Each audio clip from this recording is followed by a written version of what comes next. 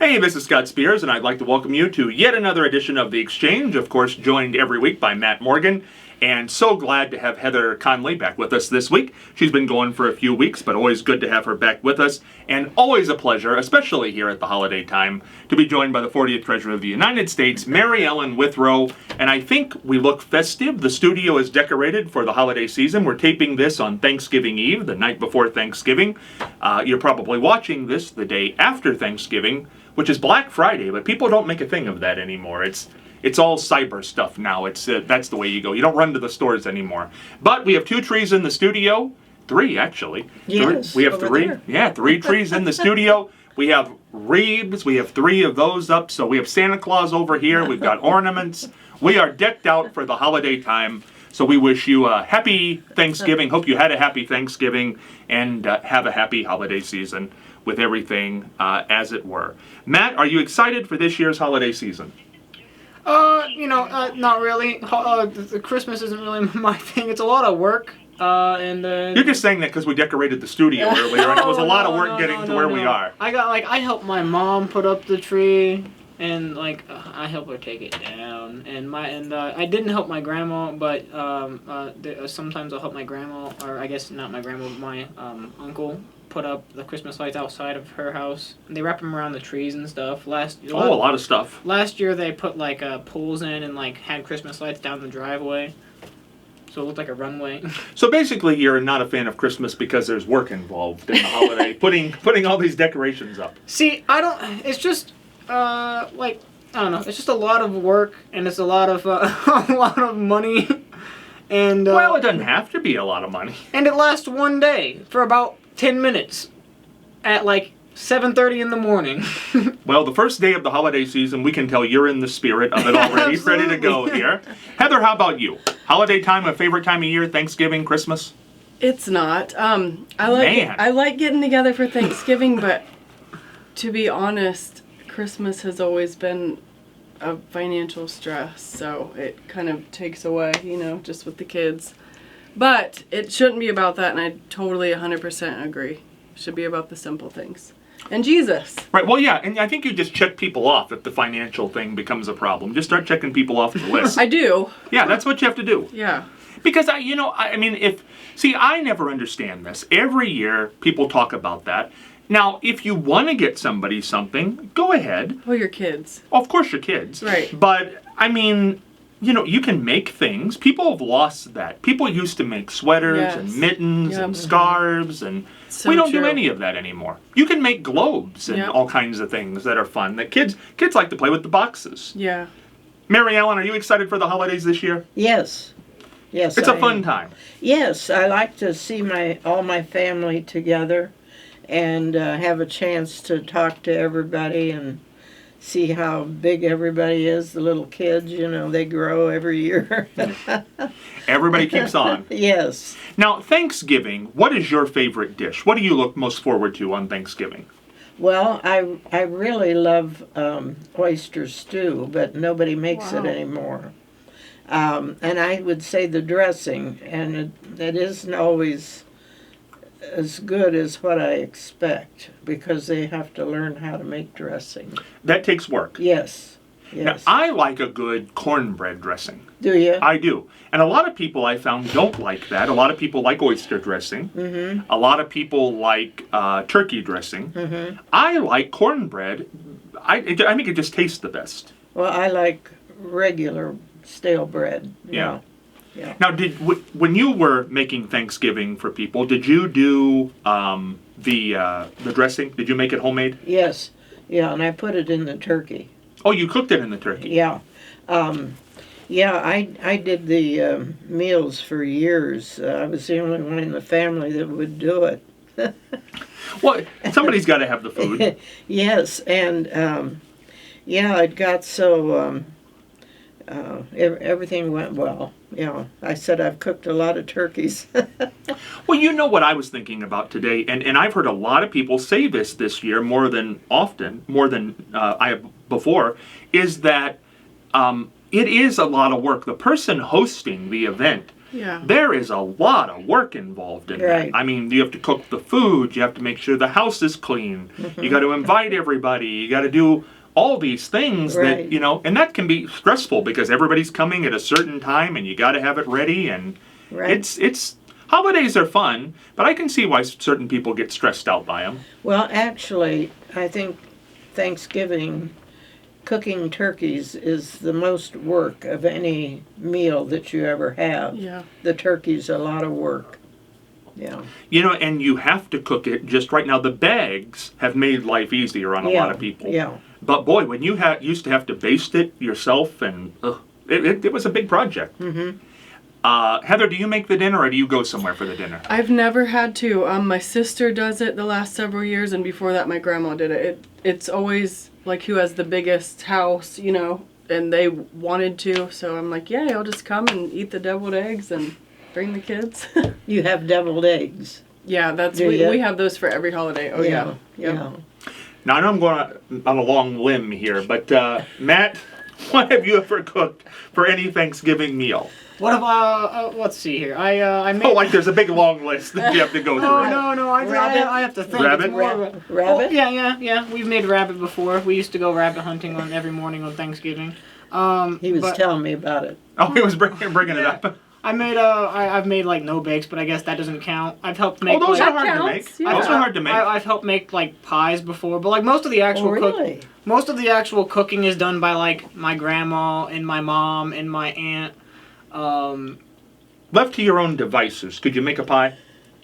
No. No. I couldn't make a pie on my own. No, I mean, I You guess- and Marie Callender could I make mean, a pie. I probably could make a pie by myself, but I wouldn't. I'd have to like buy a store-bought pie crust. But besides that, I mean, I'm sure I could make a filling.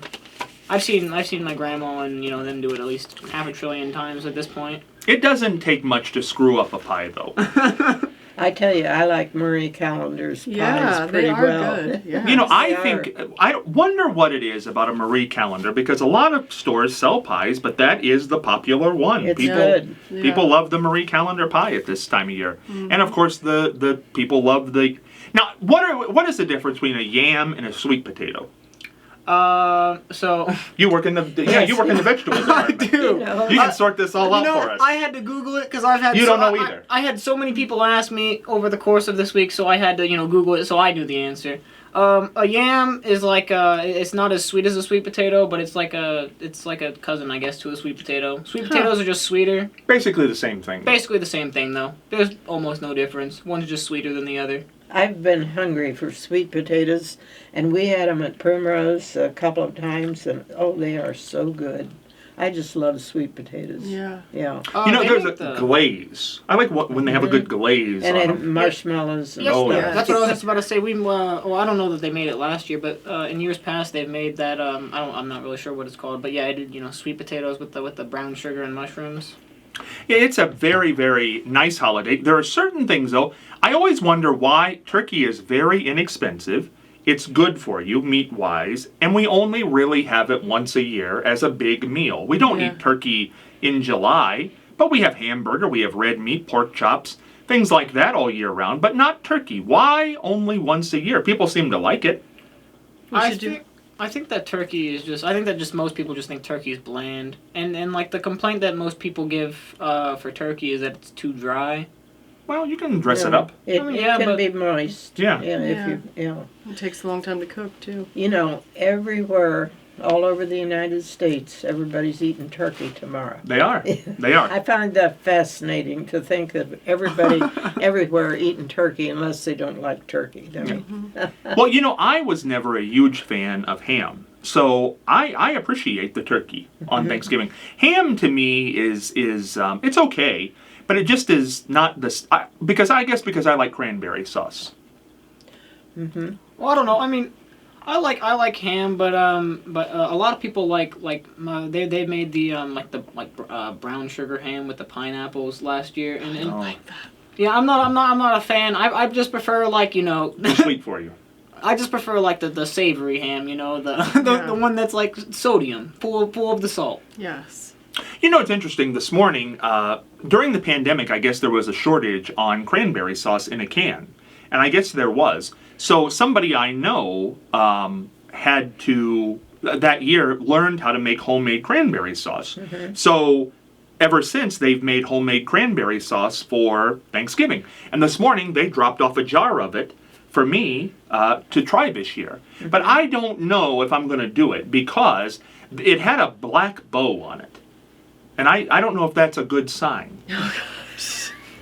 You know, I don't know what you're supposed to do with that. I think it was a bad decision to wrap that with a black bow. Oh, maybe that's all they had. It threw me. Yes. It threw me. I'll show that later on. It's here in the studio. They brought it to. Yeah. Okay. During the break, we'll get it and we'll show that. Okay. But it's an interesting. It's not. It looks good. It's just got a black bow on it, and I don't know. It makes me think of bad things could happen because, you know, you want to ingest good things on the holiday. Do you know how to make the cranberry sauce? Oh, I could whip it up right now if I had to. I could make cranberry Could you? sauce. Yeah. You just have to. You take the cranberries and then you have to get a good liquid in there. Now people can use different liquids. I don't know what's in this. There's no. You know, that's the thing. When people give you stuff that's homemade, I think that's good intentioned, but you don't know what's in it. One of True. one of my friends' mom makes hers with like obviously cranberries, and she puts in oranges and like walnuts. But she puts she uses like orange juice, and I think she does use like cranberry juice. Because apparently the oranges go really well with cranberries. But it was good, so I mean she knows what she's doing. You know, I had the Galloping Gourmet on Graham Care this week for some Thanksgiving tips, and he said he does his turkey with an orange glaze. I thought that sounded good. Orange juice or what? Orange juice. Oh, okay. Yeah, he cooks his Yeah. turkey breast in orange juice, and he gives it a glaze. It's interesting. But we have some holiday-themed stories and some other stories to cover this week, so we'll get into it here. But we'll show you that cranberry sauce. And Matt's got a hat he's going to wear because you give me very squinty eyes there, like you don't want to wear this hat. He wants to wear the hat. You'll see it before the episode's over with. It puts you right in the Christmas mood. Doesn't it, Matt? Does it now? Is that it? Not that one. No, that's too easy. We got to throw that over here. We don't want to make the people wait. Here we go. Here, if this doesn't say Christmas, nothing will. Yeah. All right, Matt, suit up. Man, you should This will look good. you should get a better one. Oh, that's good. This one's Ho ho Oh, ho! that's good. Look yeah. at that. Stick straight up. I used to have a. It was more of like a beanie though. It was supposed to like keep your head warm. This one's just not for that. But That looks nice. It had like the elf ears on it, and it had like dreads, and it just said dreaded elf, and I was like, I like it, so I wore that because I volunteered for something at the school. It was like a pancake breakfast. That looks good. I think we're ready. Here's the first story. Now, a woman recently read. I guess she wrote to Reddit. Oh, I love Reddit. Reddit's great. Yeah, it's a thing. They wrote to Reddit, and apparently her sister, before Thanksgiving, sent out a code of conduct for the family. And the code of conduct is no political discussions or controversial topics. There is a dress code. You have to look decent. Assigned seating. You got to abide by the assigned seating. wild. And the photos have to reflect the family well. They can't be poor photos. And people have to sign this to attend the Thanksgiving dinner. And the sister's kind of upset that this has been sent out. So, Mary Ellen, how do you feel about a code of conduct for Thanksgiving? Well, I don't think you should have to do that. See, I wonder what went on in this family, Yeah, though, that you had to right. send this out. They must have had a problem or they wouldn't be doing that. Well, and I think sometimes, there are dinners, and I've been to them, and I'm sure you've been to them, Mary Ellen, where you are not seated always with the people you come with. Like a big dinner, they'll seat you separately. And I always think that's kind of interesting because you get to know the other people. And I think they Sure. assume that you sit with your spouse or your friend every night, so they'll seat you separate, and it's like a big dinner party. And that's what this reminded me of. I mean, they have assigned seating and things like that, and there's a dress code for stuff like that. I don't think it's a big problem. I mean, in a family, I can understand why it might upset some people, but there are worse things. Well, yes, I was seated beside people when I was in politics, and it gives you a chance to find out about them, Right. Yeah. Because a lot of people wouldn't naturally tend to go towards certain people that they don't know, but if you're assigned that seat, I don't think that's terrible. I think it's a good idea. What do you think, Heather?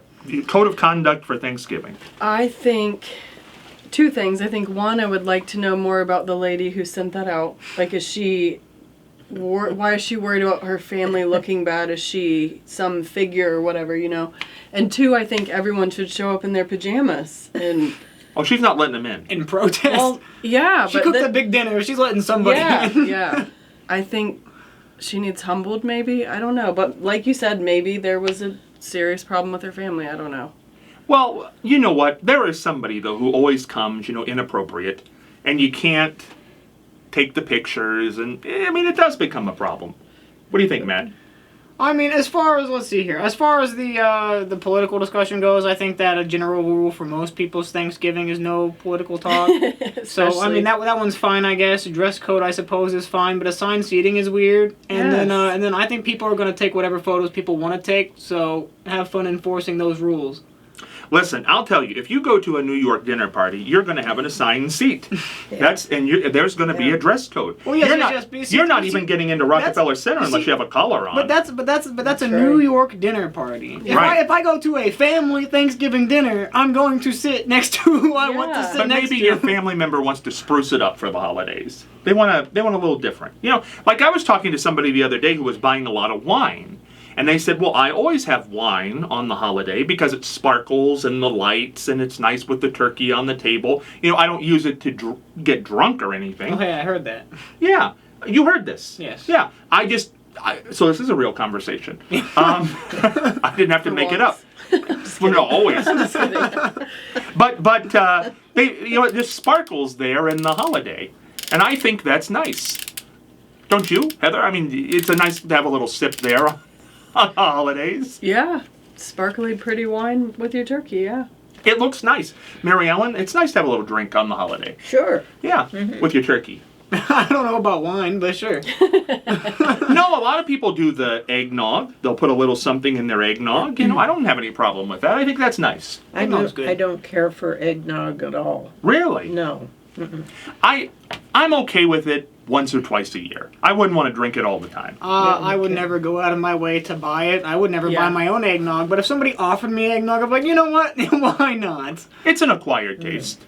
So does the sister have a right to be angry for this code of conduct? She could just not go, I guess. If it's at this person's house, you could also just make like a rival Thanksgiving dinner and just invite everybody, and all the same people with just no code of conduct. I don't know, you're asking for trouble.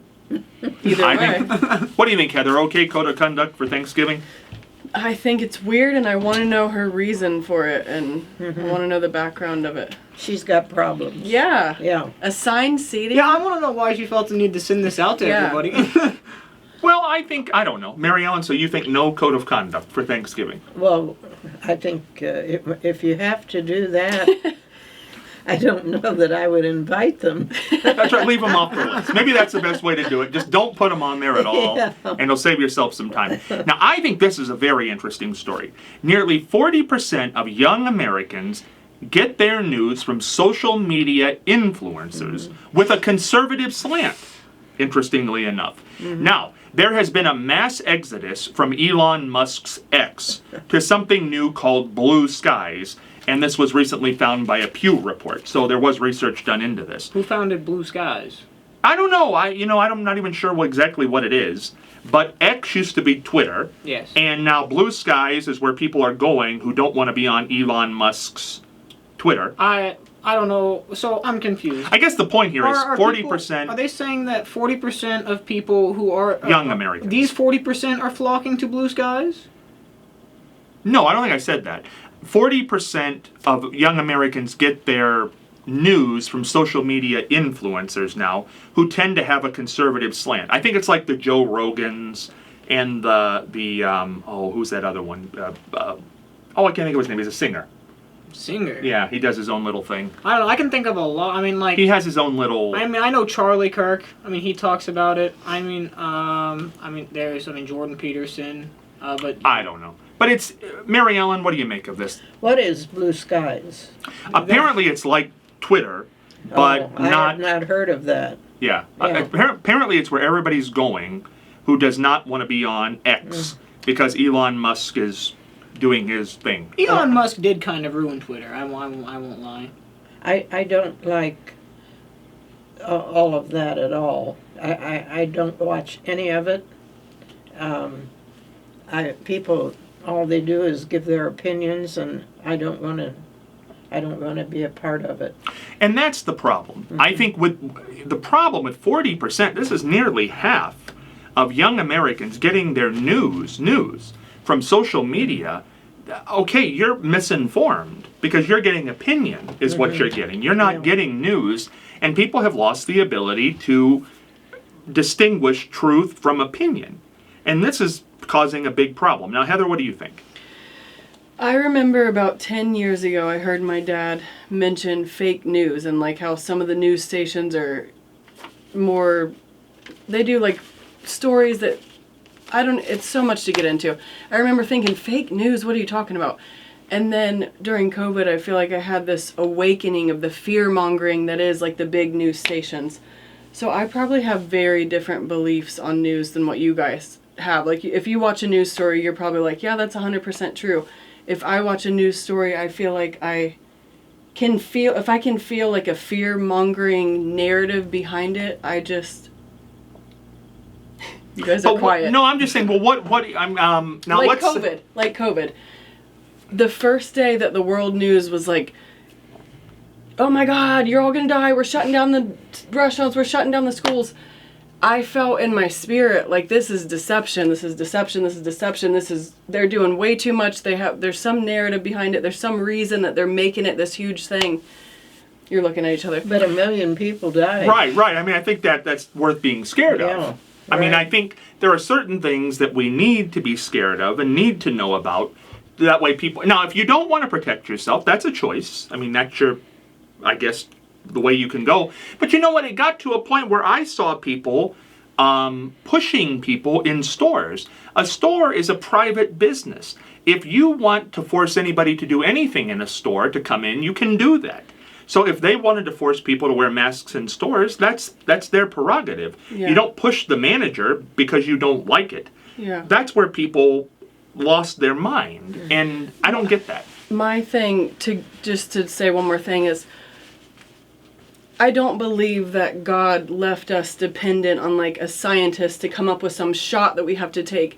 I just believe so much in natural immunity and natural things, and so deeply in God that I don't know, I just see things so differently than a lot of people when it comes to the news and a lot of Matt, what do you stuff. think?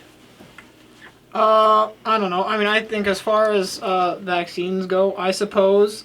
I mean, they go through testing and things like that. Now, whether or not, you could argue, I guess, that like the COVID vaccine, for instance, was rushed through, but I think that there was, I guess, somewhat of a necessity for that, as they were, hospitals were, I don't think people realize it. I mean, to me, that's scary. When in Marion, Ohio, I mean, I never thought there would be a day where I would have the head of the health department on, health director, in Marion, Ohio, saying that the hospital is full. And there was a point where we were sending people to Kenton. If you got sick in the Marion Hospital, they had no beds. Mm-hmm. Now, to me, I want to know that because I want to try to avoid certain things. Because it wasn't just COVID at that time that was causing that. If you had a heart attack, you might have had to have been shipped to Kenton. If you had a stroke, I mean, these were very serious times, and I always think that knowledge is the antidote to fear. If you know about something, you're going to be less fearful than just, I don't know. Yeah. What do you think, Mary Ellen? I've taken all my shots. Yeah. I take shots. If they're available, I take them because I don't want to get anything. And most people, a lot of people do. I mean, I don't remember before COVID people having such a reaction against the flu vaccine, which people have gotten for years. I mean, the polio vaccine. I mean, do we want to see polio again? I will say that, like, I'm not like opposed to vaccines, I guess, but I mean, I don't like go out of my way. And I know you're supposed to like go in and get like annual shots and things like that, but I do not go out of my way to get shots. Just like if I go to the doctor and they're like, hey, it's time for the flu shot, and I'm like, all right, but I don't make it a point to get the vaccines. Well, I think also most people I know, as you get older, it becomes a bigger thing. And also, if your immune system is compromised by any illness, that's an important thing. So I don't know why this vaccination debate has even become a thing, because nobody has ever mandated any vaccine.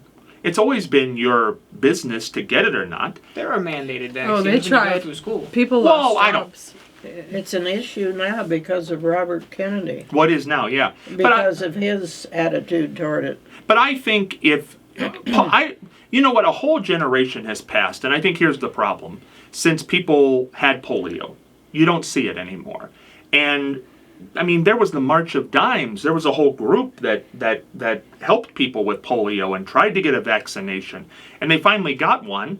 And I don't know that one person has ever had an adverse reaction to the polio vaccine. I mean, it's certainly a small number if they have. I don't understand why this is a problem. And when people talk about COVID, it was never mandated personally. I mean, if you wanted to go certain places, it might have been. If you wanted to not lose your job. Yeah. Well, but that's the employer's business, though. Well, I mean, I guess, but I mean, I don't know, I guess that opens for a whole thing of how far can they go to infringe on rights or whatever. Yeah. But I think that I think that it made sense for some things. Like, it made sense for the the two things that I can think of off the top of my head, like the medical field, people in the medical field were mandated for vaccines, which I mean makes sense. You don't want all the hospital people getting sick in the middle of a pandemic. There's a problem. And then the military was mandated vaccines, which ended up being a problem for the military because a lot of people did leave with dishonorable discharges, because that was the trade-off. You either get the vaccine or a dishonorable discharge. And then the military, after the COVID kind of left, they offered all those people jobs back because they were down bad on the manpower. Yeah, but you know, Mary Ellen, don't you think a lot of this, people just don't like to be told what to do? I think that's very true. Yeah. I think people have a bit of a hard head, and that was one of those instances where people were told what to do, they didn't like it, and there was a rebellion against it that I'm not sure was really necessary regarding what the initial problem was. You know, I mean, when it first started and people were dying, people didn't want to go around each other, and people were very happy to stay home.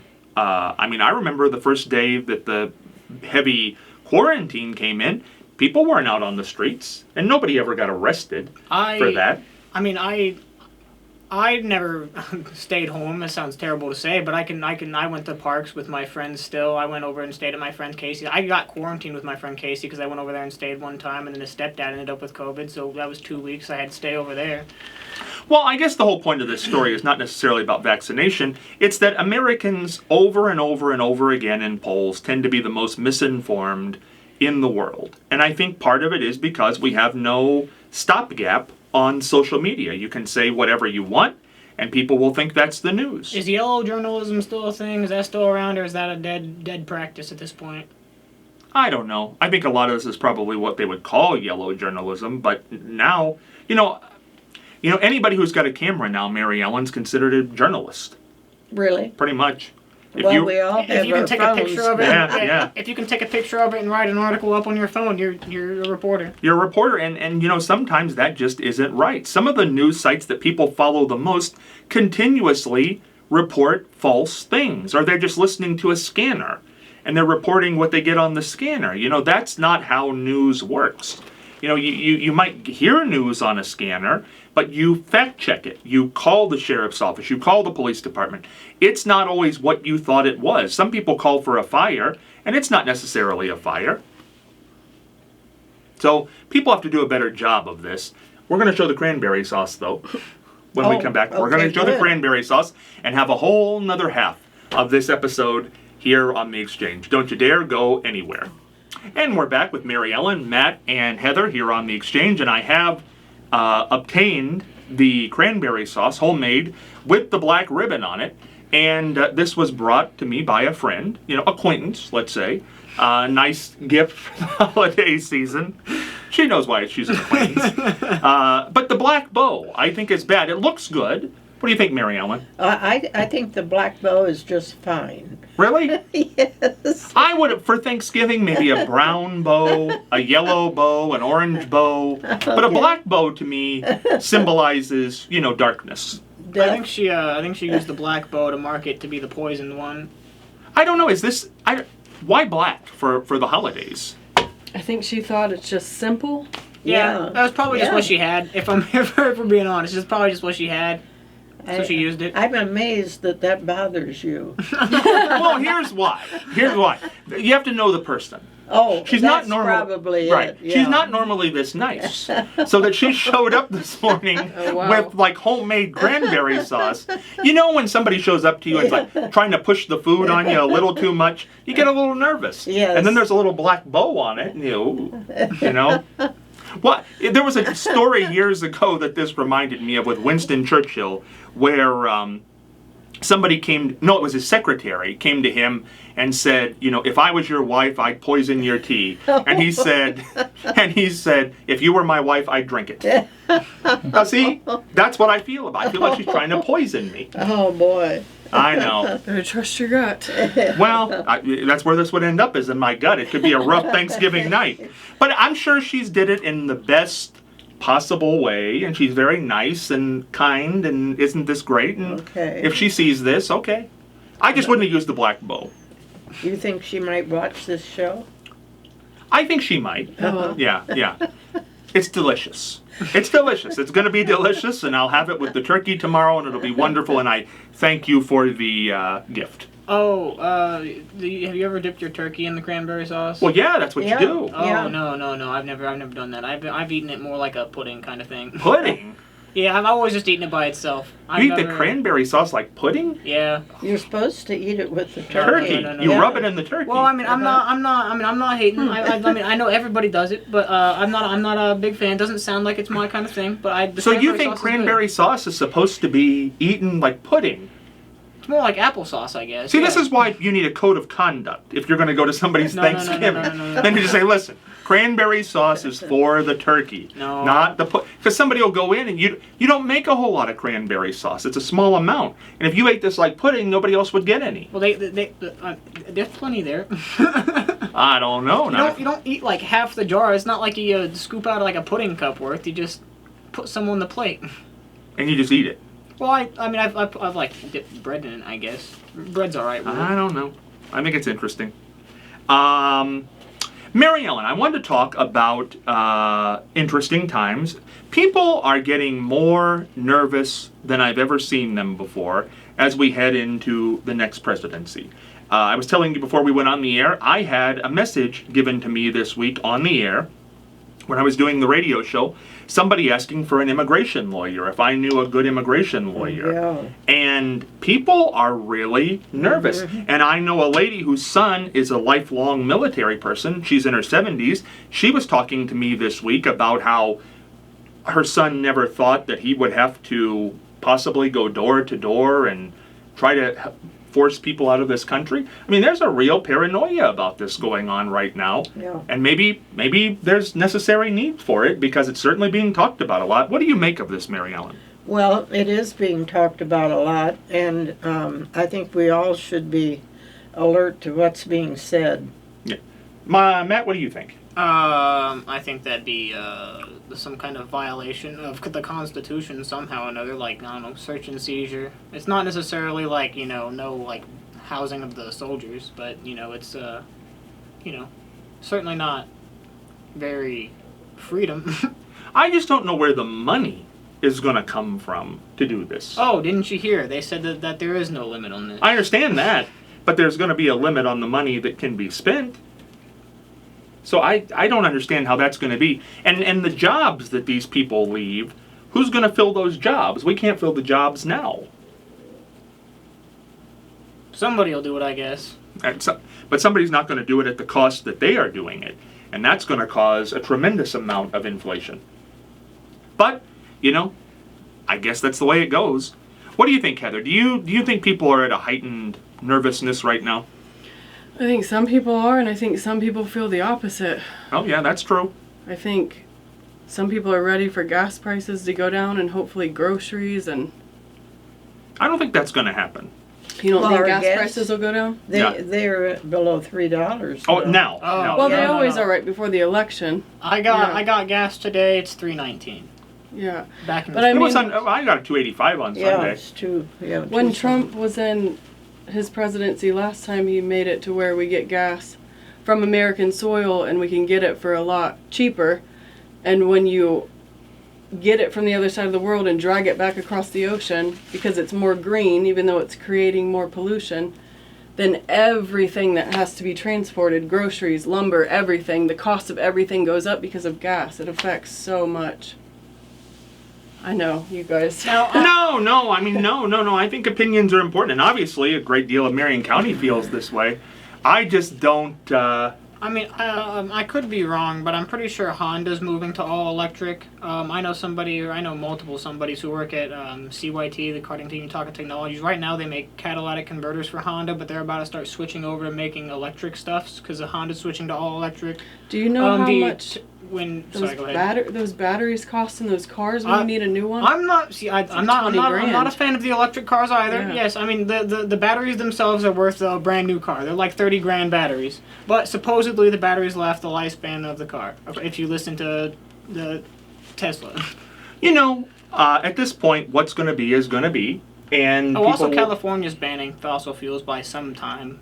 Listen, the consequences are going to be the consequences, and whatever's going to happen is going to happen, and we'll see what happens. And you know, Mary Ellen, something that I think is interesting is as we head into this, there is going to be another election in 2 years for the Senate and the House, and if people do not act in a way that makes people happy, this country, much like they did last time, is going to raise up and go the other direction. That's probably what will happen.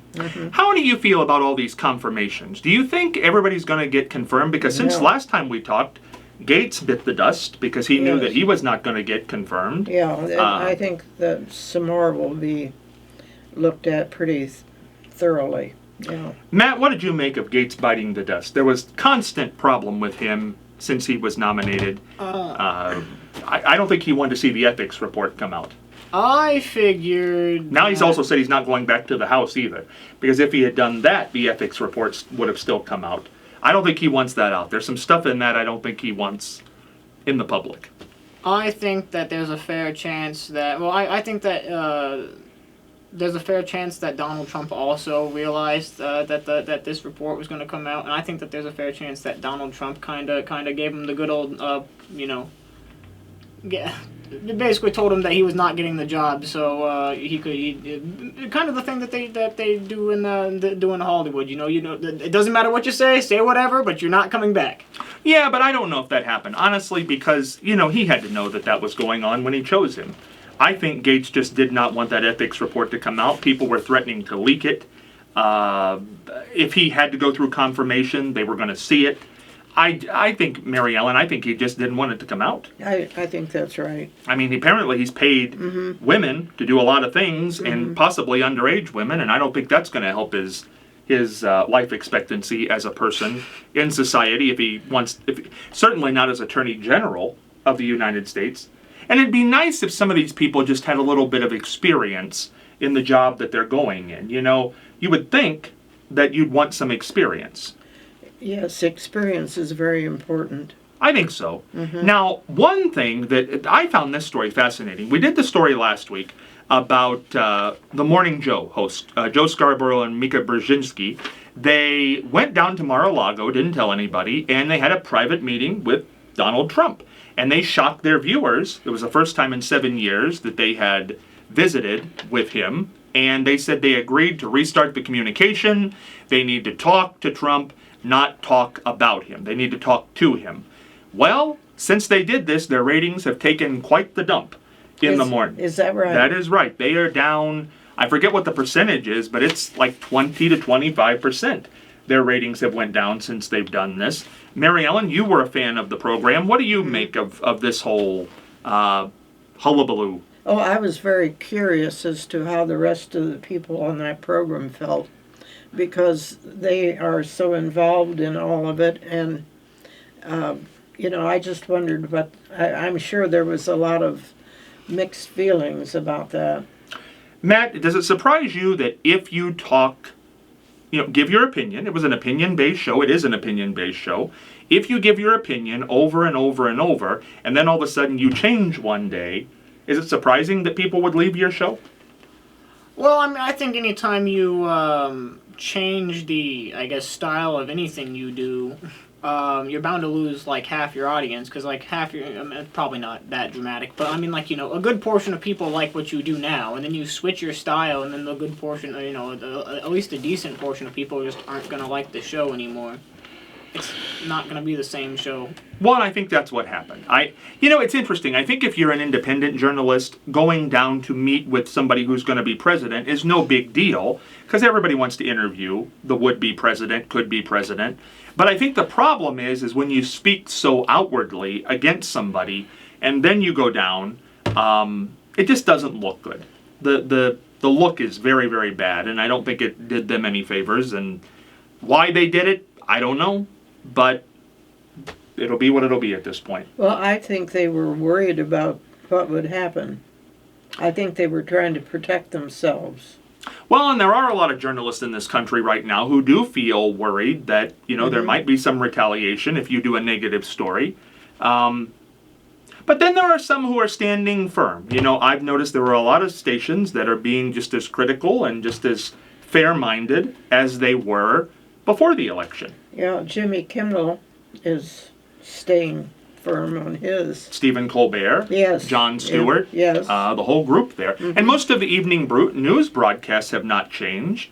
60 Minutes, the Sunday morning shows, they've all pretty well. The only ones who really did this were Morning Joe, and I'm surprised that they were the ones who did it. Yeah. Being as vocal opposition as they were. It's kind of interesting in a way. Heather, I guess the point is here, do you think that meeting with somebody who you've said negative things about is a positive thing? Yeah, why not talk to him? Well, I think because it looks a little hypocritical. Maybe you realize you should see what they have to say about things. Well, I think they did know Donald Trump prior to the last 7 years, and they decided to no longer talk with him based upon what he did. So 7 years later, maybe they decided that. Also, timing's a bad thing to do it a week or two after the election. Maybe they decided that the possibility of at some point in time maybe getting some kind of interview with Donald Trump was worth it, seeing as he is president-elect. Well, if it's ratings, I guess that's okay, but they've taken a plunge, so I don't know that it helped them on the overall here. Well, hindsight's 20/20. I don't know what you do now, though, because you can't really back out of it. Well, I guess you just keep on keeping on and hope it doesn't tank you. I guess not. This is interesting, though, that we talked earlier on about how people feel this coming holiday season. Americans are finding ways to cope with the holidays this year. They're stress eating. They're decorating early for the holidays. There's a 4-year cruise. We talked about this. This is an interesting thing in waters that are not the United States that you can go on. Apparently it's $40,000 in international waters, $40,000 a year, which isn't bad for being on a cruise 365 days a year. So a lot of people are signing up for this, and apparently there's a 2-year plan though too. So you can come back in 2 years. Mary Ellen, what do you make of this? People leaving the country for 4 years, people really stressed out. I wonder how many people are signing up for it. Have we heard anything? I haven't heard the numbers, but there obviously, I think, was a call for it, for the cruise ship to offer it. I don't know how big the ship was. It looked big. It was a big ship. They didn't say how many it could hold. It'll be interesting to see what happens with that. I don't think this is a bad idea. I think if you want to. See, look, I think that I don't know that it'd be, for $40,000 a year, I guess it wouldn't be bad, because you said, like you said, I missed the whole year for 4 years. But, I think that, I think that I would just try to get a job on the ship as like a crew member or something, and then boom, I'm on this ship for free. All I gotta do is you can make cranberry sauce and sweet potatoes and yams and those things. Exactly, and then I'm on the ship for free, and I'm getting paid to be there. Everybody else paid $40,000. You know, the holidays are a depressing time for a lot of people just in general. I think we always forget that every year. It's nice if you're in a good mood. It's nice if you're in a happy mood. But for a lot of people, it's not a happy time. And I think we forget that. A lot of people don't have places to go. A lot of people have had loved ones die in the last year. That's very hard on them. It's not always a happy time. And I think when you're constantly faced with it, I mean, you've got to have a good time if that's what you want to do. But I think realizing that not everybody likes it is also very important to do. It's the biggest time of year that we compare ourselves to other people. And you see these quote-unquote perfect families on Facebook, you know. That's the posed pictures. That's a lot of it, yeah. Perfect families on Facebook. Facebook, on social media, like if maybe your mom just died, or maybe you don't have money to buy your kids, you know, all these fancy gifts, but someone else on social media, you're seeing all these pictures of gifts and pictures of smiling families. And the holidays, I think, is the biggest time of year we compare ourselves to other people, and I think a lot of people get depressed because of it. Oh, because they think those are real pictures. Yeah. I don't know. Well, no, I think that people should probably understand that most of that is most likely, I'm going to say a good 98% of that is posed. Is exactly the first thing we talked about. It's probably like some kind of code of conduct per se. You know, you have to dress nice. Everybody gets a family picture. Everybody looks really friendly in the family. It doesn't matter if you hate each other. Look friendly in the family picture. Smile. Yeah, people don't understand that though. I wish they did. Yeah. I mean, you know, the other day, because I talk about that a lot, that I do think all throughout the year, I don't think it's only at Christmas time, I think all throughout the year people pose pictures because it's not natural to be in dress all the same and do that sort of thing. Nothing wrong with it if you want to do it. If you want to do it, that's okay. But it's not necessarily reality either. It was put together by whoever was taking the picture, and they wanted to make it look nice. I mean, I don't hear anybody go on social media and say, I really dislike this person. They dislike third parties, but nobody in their own family, or certainly nobody they're in a relationship with. And that's just not always the reality of the situation. Some people don't really get along, but they try to convince themselves. I don't know. I think that it's more of just I can't think of the word. It's not patience, but they're just kind of dealing with it, I guess. I think. I don't like nothing wrong with it. Yeah. But a lot of people are happy. You have to realize that some people do just have a happy life. Yeah. They're happy to be out there. They're happy to be doing what they're doing, and there's nothing wrong with showing people that. I think there's nothing wrong with that. You know, Mary Ellen, I saw today a whole bunch of pictures of a young family, and they were all dressed in pajamas and Christmas clothes, and people like that. It's Christmas cards and things of that nature. Mm-hmm. So I guess it's not the most awful thing in the world. No, it's not an awful thing at all. Yeah. But I don't watch any of the social media shows at all. Are you surprised at how fast this has become such a big part of people's lifestyle? Yes, and I don't think it's that good. I don't think it's a good thing. You know, I heard the most interesting theory about this the other day, that it had to do with Y2K, and how going into Y2K, there was a fear. You were in the government at the time, Mary Ellen, the federal government during Y2K. Yeah. Yeah, and there was a fear that the computer systems were not going to turn over, were not made to turn over to 2000, so there could have been trouble. Well, and they were worried about if we had enough money, too. Right. So we printed a lot of money. And, I was on call on New Year's Eve. Yeah. And everything turned out okay. Yeah, but it did. The theory that I heard from this person, which I thought was interesting, that they said this, and they said it 3 or 4 years before Y2K, before 2000, this was going to happen. And thank goodness, nothing big did happen. But the 25 years after it, 2000 to now, it doesn't resemble the 25 years prior. That right after that, cell phones came in very big, and then texting came in, and then the internet got hardwired, and people could do social media, and the media changed, and that there was a change, because if you look at 2007, it did not mirror 1997 in many ways at all. It's almost like the world completely took a flip-flop. Oh, in 2008 it did. It did. Yeah. Yeah. So it's very strange that as time went on, it did change. You know, Matt, you were never alive in a world prior to 2000. You don't remember Y2K. You weren't around for that. No, but I mean,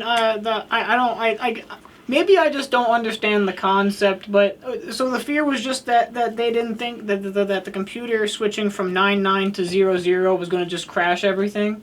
Yeah, because we didn't have a whole lot of computers then, but the banking industry, you know, insurance policies, things of that nature. But what is the I guess I just don't understand what switching it to 2000 had to do with crashing all the computer systems.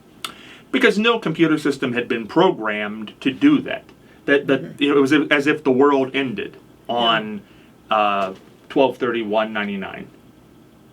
Because I don't think everybody thought that the world was going to be so computerized by that time, and it wasn't. You know, prior to that. So they had to give like an operational date for the computers to work. I just don't. No, they just didn't know what was going to happen, and they were telling everybody that get ready. We don't really know. I mean, something bad could happen here.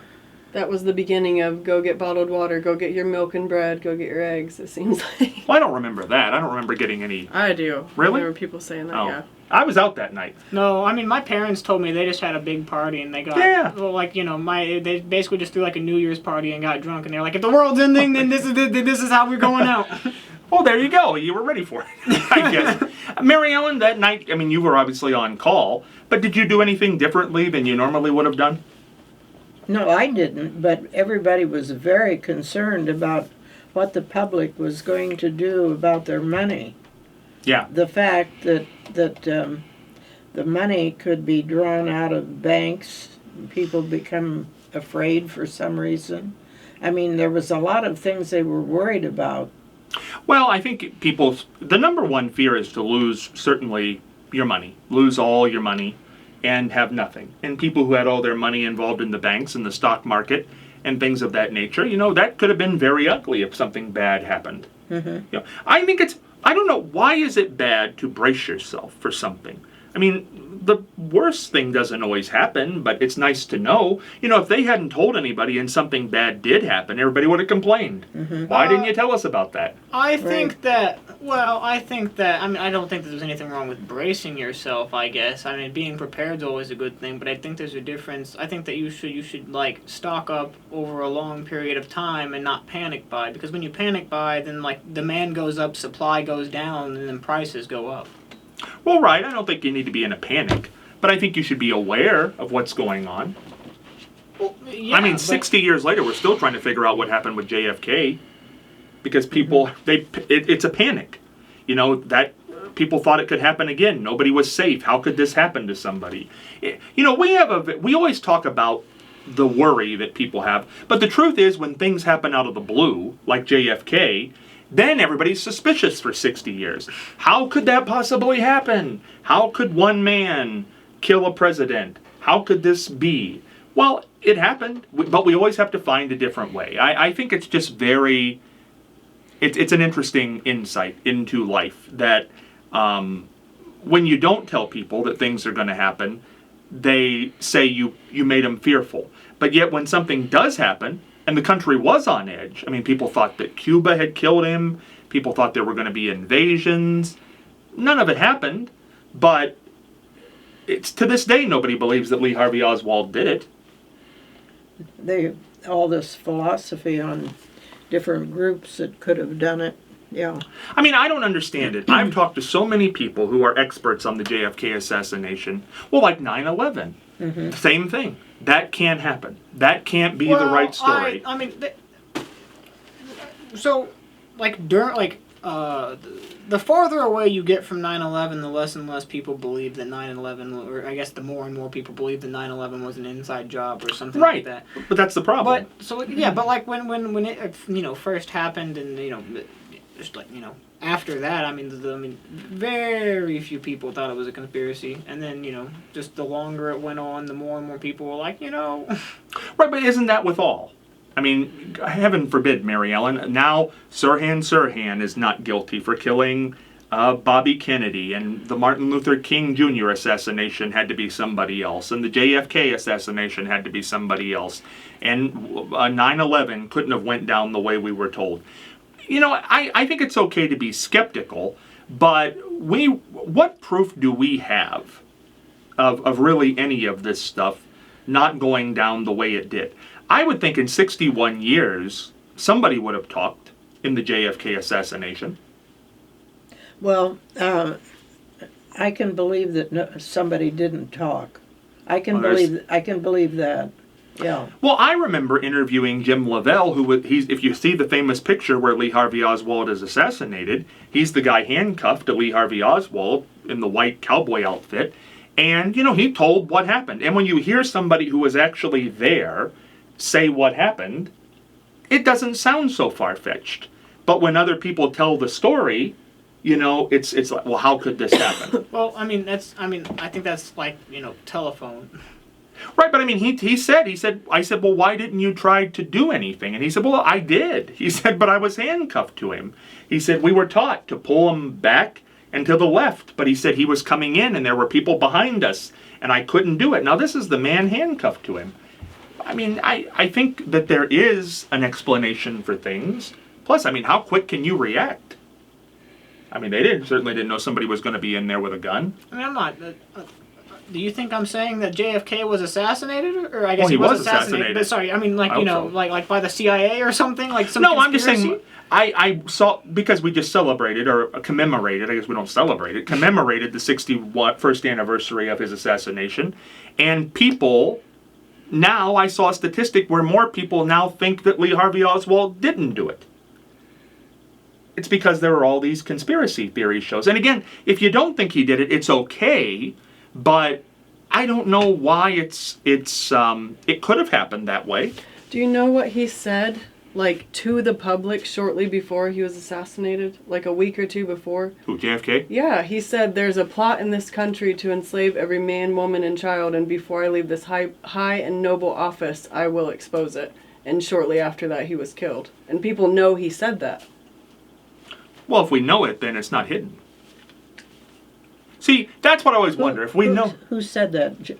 Kennedy? JFK, yeah, Kennedy said that publicly. I never heard that. When people began to doubt it, that's where the term conspiracy theory came from. Like, it was made up at that time to try to make anyone who doubted it look stupid.